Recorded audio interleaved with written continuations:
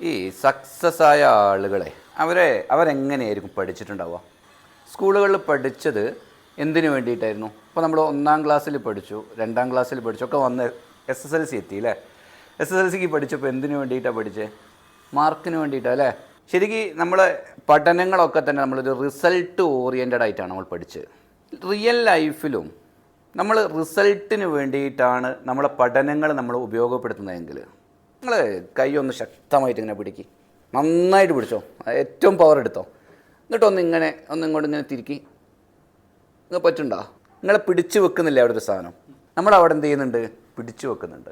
അപ്പോൾ ഇവിടെ നമ്മൾ ഒരു റിസൾട്ട് ഓറിയൻറ്റഡ് ആയിട്ട് ഒരു കാര്യം ചെയ്യാൻ നമ്മൾ ശ്രമിച്ചു. എന്തിന്? ഇതിനൊന്ന് തിരിക്കാൻ വേണ്ടിയിട്ട്. പക്ഷേ നമുക്കെന്ത് സംഭവിച്ചില്ല? നടന്നില്ല. ഇവിടെ നമ്മൾ പഠിക്കേണ്ട വലിയൊരു പാഠമുണ്ട്. നമ്മൾ റിസൾട്ട് ഓറിയൻറ്റഡ് ആയിട്ടാണ് നമ്മളെ കാര്യങ്ങൾ ചെയ്യാൻ വേണ്ടിയിട്ട് നമ്മൾ ശ്രമിക്കുന്നതെങ്കിൽ അത് നമുക്ക് സക്സസ് തന്നോളണമെന്നില്ല, റിസൾട്ട് തന്നോളണമെന്നില്ല. 2 തരത്തിൽ നമ്മളൊരു കാര്യത്തിന് അപ്രോച്ച് ചെയ്യുക. ഒന്ന്, നമുക്ക് റിസൾട്ട് കിട്ടണമെന്ന് വിചാരിച്ച് അപ്രോച്ച് ചെയ്യാം. രണ്ടാമത്തത്, അങ്ങനെയാകുമ്പോഴൊരു പ്രശ്നം എന്താ അറിയോ? റിസൾട്ട് കിട്ടിയിട്ടില്ലെങ്കിൽ നമ്മൾ ഭയങ്കര നിരാശരായിരിക്കും.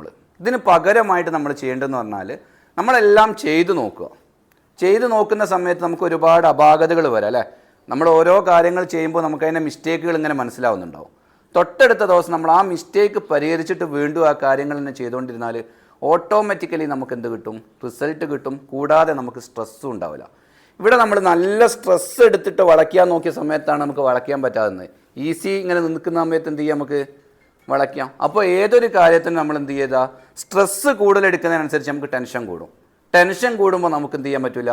നമുക്ക് റിസൾട്ടിലേക്ക് എത്താൻ പറ്റില്ല. അപ്പോൾ റിസൾട്ട് എന്നുള്ള ഒരു വലിയൊരു ഭാരം ഇങ്ങനെ നിങ്ങൾ സ്ട്രെസ്സാക്കി വെക്കാണ്ട് നമ്മൾ ചെയ്യുന്ന കാര്യങ്ങൾ ചെയ്തുകൊണ്ടിരിക്കുക. അപ്പോൾ ഓട്ടോമാറ്റിക്കലി എന്ത് വരും? റിസൾട്ട് കൂടെ വരും.